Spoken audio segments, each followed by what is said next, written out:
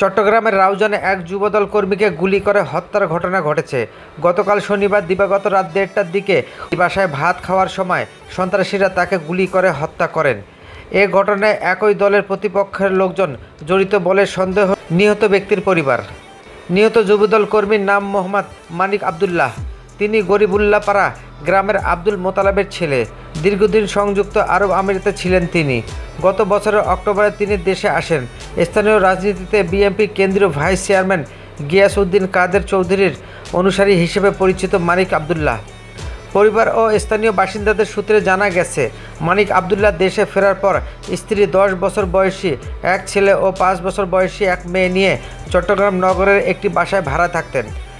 স্ত্রী সন্তান ছাড়া গ্রামের এলে ভান্ডারি কলোনির এই বাসাটিতে ভাত খেতেন।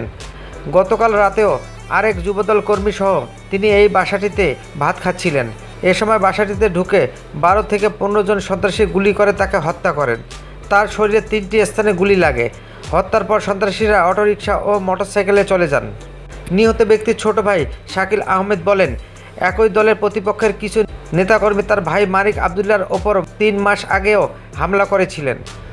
ভাইয়ের ওপর ক্ষোভ থেকে তার কোচিং সেন্টার ও তার বোনের বাড়িতেও হামলা করা হয়। এই সন্ত্রাসীরাই তার ভাইকে ভাত খাওয়ার সময় গুলি করে হত্যা করেছেন। তিনি বলেন, বিগত সরকারের সময় নির্যাতনের শিকার হয়ে বিদেশে থাকতে হয়েছে আমার ভাইকে।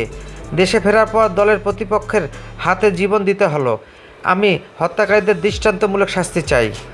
পুলিশ জানিয়েছেন, ঘটনাস্থলে পরিদর্শন করে 3টি গুলির খোসলা উদ্ধার করা হয়েছে। নিহত যুবদল কর্মীর মাথা, উরু ও পায়ে গুলি করা হয়। লাশের সুরতহাল প্রতিবেদন তৈরি করা হয়েছে। লাশটি ময়নাতদন্তের জন্য চট্টগ্রাম মেডিকেল কলেজ হাসপাতালের মর্গে পাঠানো হয়েছে।